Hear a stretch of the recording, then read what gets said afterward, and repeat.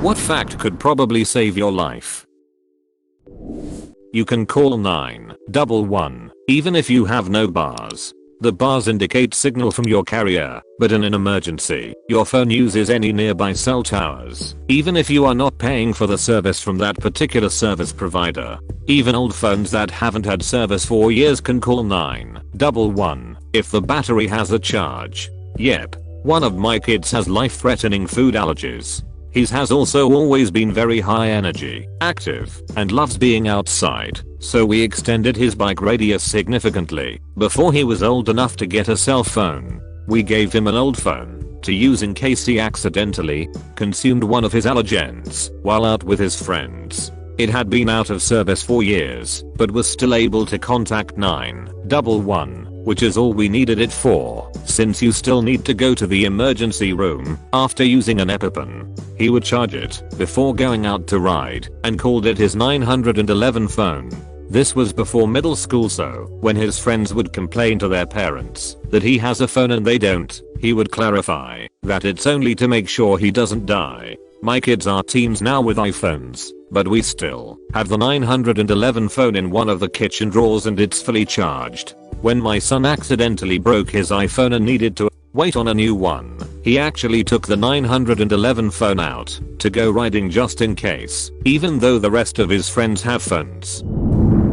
Some winter advice. If you are homeless, or for whatever reason have to sleep outside, find something to put between you and the ground. Cardboard works great, but find something. All your energy will not warm the earth and many people have frozen this way as the ground absorbs more and more energy. That's also great advice for wilderness survival. Also, here's another trick I learned from a beggar in Chicago when I went with my dad to a Chicago Bears game in the winter. Take newspaper and stuff your shoes full of it, crumpled up to create dead air pockets that will stay warm and act as insulation. You can also stuff your shirt/jacket with newspaper to create a decent insulation. Also, styrofoam works well. Getting hold of those styrofoam boxes and packaging is a little less common than newspaper, but the stuff was built for insulation. Check the back of electronics stores for decent supplies of cardboard, styrofoam and plastic to keep the rain off if you're out on the street. If you're ever scuba diving and either run out of air or your regulator malfunctions and you have to surface immediately, remember to keep exhaling. That last lungful of air that you took at 30 feet and under an extra atmosphere of pressure will be expanding to twice the volume you inhaled by the time you're on the surface. So if you're not exhaling, your lungs might explode. That is an odd sensation. If you have never done it, it feels less natural than sitting on the seafloor trying to pet fish. I like the sensation. It's cool to ascend and keep breathing out way more than you breathed in.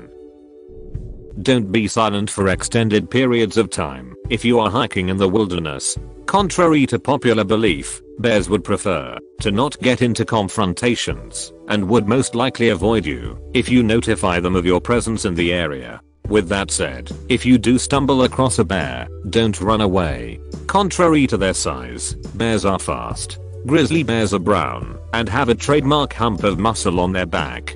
They are aggressive. Your best bet is to get into fetal position, covering neck and stomach, and play dead. They will only leave once they are absolutely sure the threat is gone, so don't stop playing dead, even after you sense the bear leave. Black bears, contrary to their name, come in various colors, including brown. They are more slender than grizzly bears. Your best bet with a black bear is to be as aggressive as possible, making as much noise, looking as big as possible, throwing stones and large sticks, etc.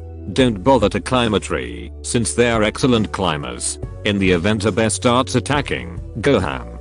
Punch it, kick it, try to gouge out its eyes, etc. If you happen to be in the Arctic and stumble upon a polar bear, then pray to the Almighty that it hits one of your vital points and kills you quickly, because there is practically nothing you can do against them. They are much bigger than both black and grizzly bears and do not fear humans. Bear is black, fight back. Bear is brown, lay down. Bear is white, good night. How to recognize when someone is drowning. Silence while someone who is shouting is on the verge of drowning and will likely need rescuing. It's the person thrashing about in the water not making any vocal sounds you need to worry about. When someone is actually drowning, their lungs are filling up with water, inhibiting their inability to call for help.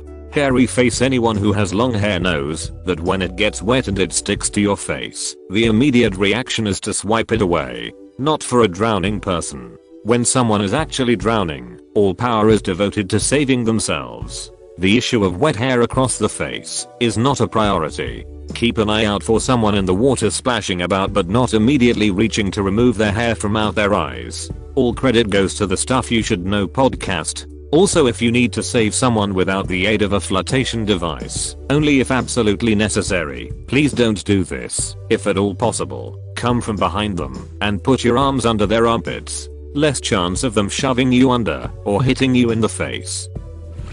If someone points a gun at you, maintain eye contact with the person.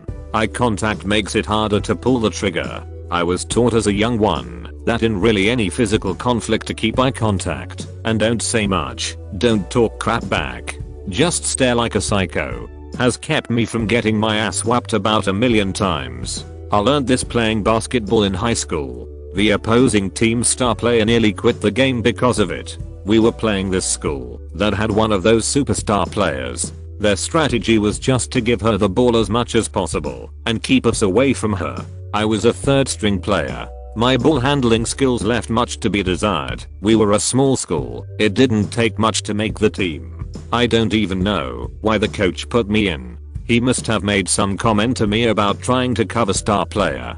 I was decent at moving around and figured this was a way I could help without fumbling over my own fingers. I decided I would get right up in this girl's face and stare as intensely as possible into her eyes, purely to freak her out, which I did. Our eyeballs were probably 4 inches apart for the entire game. I didn't even try to touch the ball. I just stared at her, unbroken, utterly psychotic. By halftime, she was on the verge of tears. Her coach came to talk to my coach about calling me off. My coach demurred. I kept waiting to be benched again, since I rarely played more than 10-15 minutes per game. He kept me on until the end. I stared into the whites of this girl's eyes for the entire game. Consciously kept my face devoid of any expression. Her team eventually reverted to handling the ball without her. My mother was in the stands and was fairly disturbed by the whole ordeal. Bleach and ammonia make poison gas. The general form of this is to read labels of cleaning products, don't mix them, and follow the warnings for using adequate ventilation and protective gear. My mom asked me about putting bleach and ammonia around the house to try getting rid of flies. Me, not unless you want to kill us all. She claims she said bleach or ammonia, but I still tease her about it from time to time. It will work though, although you wouldn't want to be in the house. Former 911 operator here. Don't feel bad about calling 911, unless it's very stupid like McDonald's screwed up your order. If it's not an emergency, they'll tell you to call non-emerg. An emergency is not just a violent crime, it's a crime or potential crime in progress, issue affecting safety, or medical emergency or fire department issue too. Also, teach your non-English speaking family the word for their language in English in case they need to call 911. Hell yes. Current 911 dispatcher, totally okay with the I'm not sure this is an emergency calls. Fell on your ass and can't walk to the air or sit in your car? Call. Smell natural gas? Call. Leave the building first. Someone's lurking around your office building with no ID badge and popping their head into offices that aren't this. Call. Someone's peeking in your neighbor's window? Call. We can hook you up with an interpreter, but only if we can tell the interpreting service which language you're speaking. And if you can't hear, go to Google right now and type in your city, text to 911, or your county, text to 911.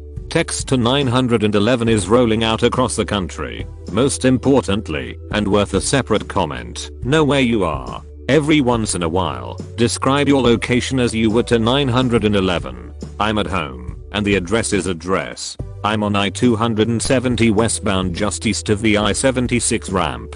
I'm on the southeast corner of 6th and Broadway, and so on.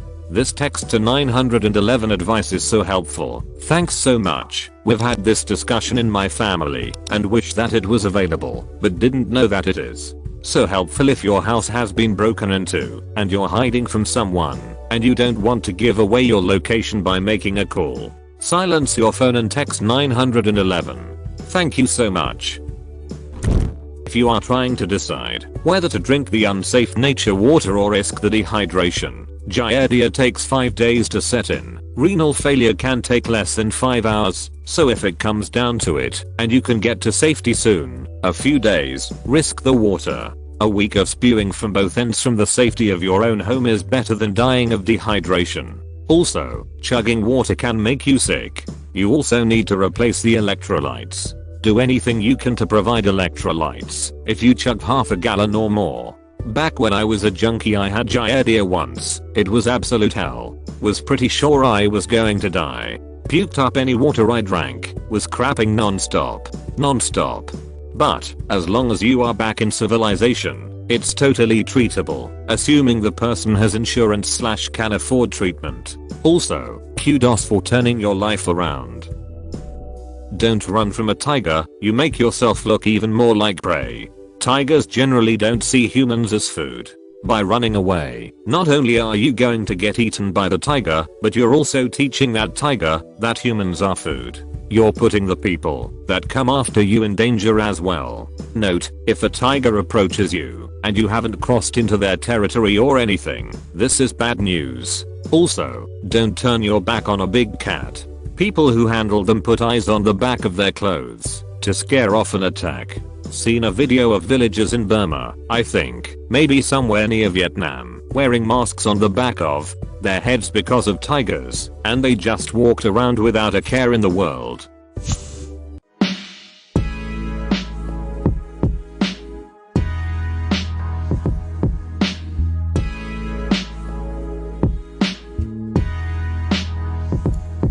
If you're on an aeroplane / airplane that crashes into water, don't inflate your life vest until after you have swum out of the plane.